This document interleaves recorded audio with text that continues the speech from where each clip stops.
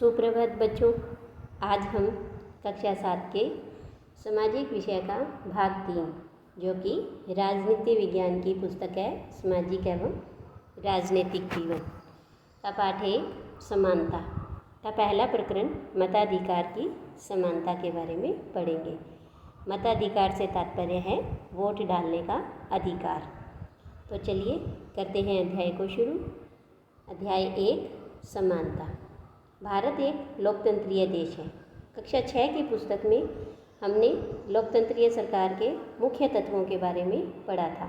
आपको याद होगा कि लोकतंत्रीय सरकार के मुख्य तत्वों के बारे में हमने पढ़ा था कि जैसे लोगों की भागीदारी, संघर्षों का शांतिपूर्ण समाधान, समानता और न्याय।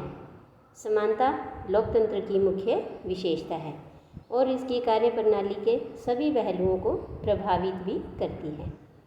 इस अध्याय में हम समानता के बारे में और अधिक जानेंगे कि समानता क्या है और यह लोकतंत्र के लिए क्यों आवश्यक है और भारत में सब समान हैं या नहीं।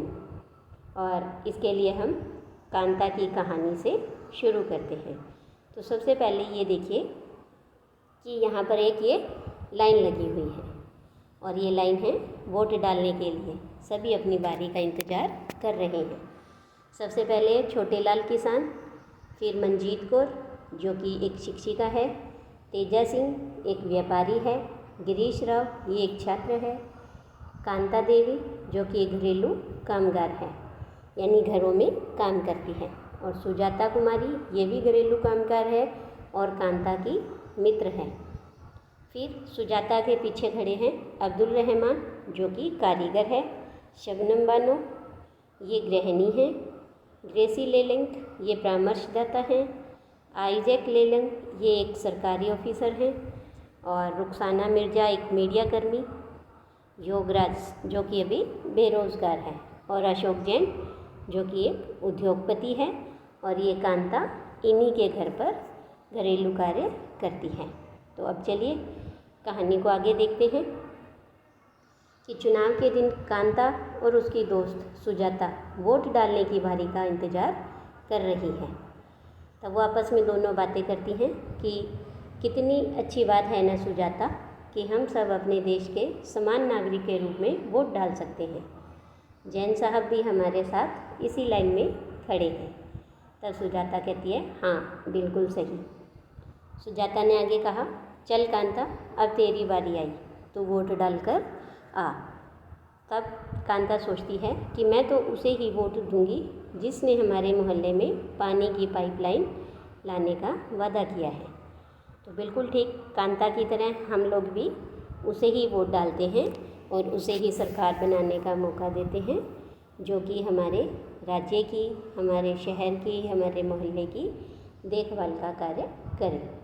फिर कुछ देर बाद देखिए आगे क्या हुआ कि कांता के जो मालिक हैं जैन साहब वो उसे कहते हैं कि कांता बाद में आना। तो वो कहती है जी नमस्ते साहब।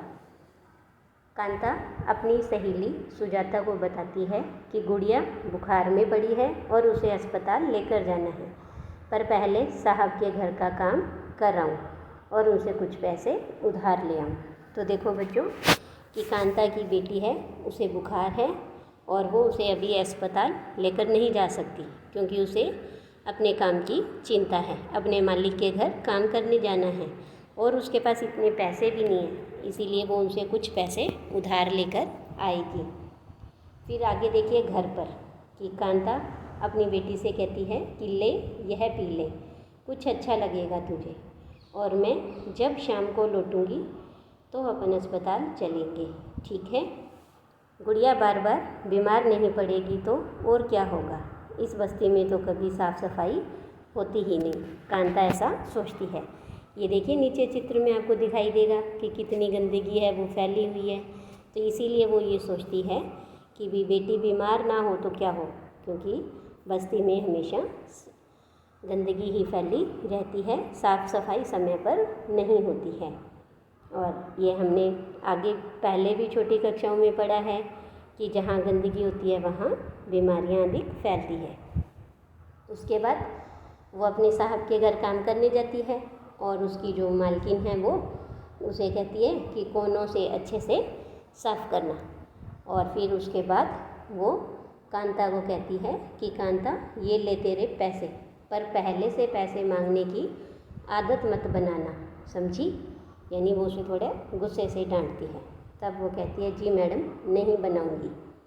और उसी शाम को फिर कांता अपनी बेटी को अस्पताल लेकर जाती है और वहाँ भी एक लंबी लाइन लगी होती है। तब बस वो अपनी बेटी से कहती है कि बस जरा सी देर और बेटी। तब कांता खड़ी खड़ी ये मन में विचार कर रही है कि जैन मैडम और जैन साहब वोट डालने के लिए लाइन में भले ही खड़े रहे हों, पर अपने बच्चों के इलाज के लिए उन्हें लाइन में नहीं लगना पड़ता है।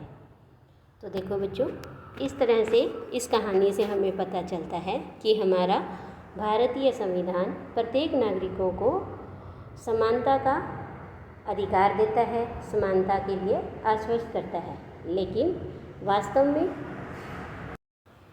लोगों का जीवन, रोज़मर्रा का जो जीवन है वो समानता से कोसों दूर है। अब देखिए हम आगे देखते हैं कि मताधिकार की समानता। कहानी का प्रारंभ कांता के वोट देने की लाइन में खड़े होने से होता है, जैसा कि हमने कहानी में पढ़ा। और पुनः उन विभिन्न लोगों की ओर देखिए जो उसके साथ लाइन में खड़े हैं। हमने देखा कि उस लाइन में बेरोज़गार है, घरेलू कामगार महिला है, उद्योगपति है, व्यापारी है, कारीगर हैं, मीडिया कर्मी हैं। इस तरह से हर प्रकार के और हर धर्म के लोग उस लाइन में खड़े थे। तो कांता भी अपने मालिक अशोक जैन को पहचान लेती है और अपने पड़ोसी छोटे लाल को भी। तो भारत जैसे एक लोकतंत्रीय देश में सब वयस्कों को मत देने का अधिकार है। वयस्क से तात्पर्य है कि ऐसे व्यक्ति जिनकी आयु 18 वर्ष या उससे अधिक हो, उसे वोट डालने का अधिकार होता है, चाहे उनका धर्म कोई भी हो, शिक्षा का स्तर या जाति कुछ भी हो, वे गरीब हो या अमीर। इसे ही सार्वभौमिक वयस्क मताधिकार कहा जाता है। और ये हमने पिछले वर्ष यानी कक्षा 6 की पुस्तक में भी पढ़ा था। और यह सभी लोकतंत्रों का आवश्यक पहलू भी है। सार्वभौमिक वयस्क मताधिकार का विचार समानता के विचार पर आधारित है, क्योंकि यह घोषित करता है कि देश का हर वयस्क स्त्री या पुरुष, चाहे उसकी आर्थिक स्तर या जाति कुछ भी क्यों न हो, एक वोट का हकदार है। कांता वोट देने के लिए बहुत उत्सुक है और यह देखकर भी खुश है कि वह भी सबके बराबर है, क्योंकि उन सबके पास भी एक वोट है। इसके बाद परंतु जैसे जैसे दिन बीतता जाता है, कांता के मन में समानता के वास्तविक अर्थ के बारे में शंका होने लगती है।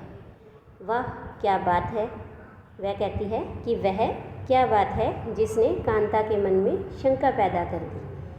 आओ उसके जीवन की दिनचर्या देखें कि वह एक झोपड़पट्टी में रहती है और उसके घर के पीछे एक नाला है। उसकी बेटी बीमार है, परंतु वह अपने काम से एक दिन की भी छुट्टी नहीं ले सकती, क्योंकि उसे अपने मालिक से बच्ची को डॉक्टर के पास ले जाने के लिए पैसे उधार लेने हैं। घरेलू काम की नौकरी उसे थका देती है और अंततः उसके दिन की समाप्ति फिर लंबी लाइन में खड़े होकर होती है। सरकारी अस्पताल के सामने लगी यह लाइन उस लाइन से भिन्न है जिसमें वह सुबह लगी हुई थी, क्योंकि इस लाइन में खड़े अधिकांश लोग गरीब हैं। तो नीचे देखिए बच्चों कि एक प्रश्न है, आपके विचार से समानता के बारे में शंका करने के लिए कांता के पास क्या पर्याप्त कारण हैं? उपरोक्त कहानी के आधार पर उसके ऐसे सोचने के 3 कारण बताइए। तो हाँ, कांता के पास समानता के बारे में शंका करने के पर्याप्त कारण हैं। जैसे पहला कारण कि उसकी पुत्री बीमार थी और वो घर में बिस्तर पर थी, लेकिन कांता अपनी नौकरी से छुट्टी नहीं ले सकती थी, क्योंकि उसे अपने मालिक से कुछ पैसे उधार लाने थे। और दूसरा कारण कि वह बस्ती जिसमें वह रहती है वहाँ कभी भी साफ़ सफाई नहीं होती, हमेशा गंदगी फैली रहती है। और तीसरा कारण कि वह उतनी अच्छी स्वास्थ्य सुविधाएं प्राप्त नहीं कर सकती हैं जितनी कि उसके मालिक या फिर कोई भी अन्य साधन संपन्न व्यक्ति सुविधाएं प्राप्त कर सकते हैं। तो इस तरह से उसके मन में समानता के प्रति शंका उत्पन्न होने के पर्याप्त और सही कारण है। तो इस तरह से हमने देखा कि मताधिकार की समानता के बारे में। इसके अलावा हमारे भारत देश में कई प्रकार की असमानताएं भी हैं और उनके बारे में हम अगली वीडियो में पढ़ेंगे। आज के लिए इतना ही। धन्यवाद।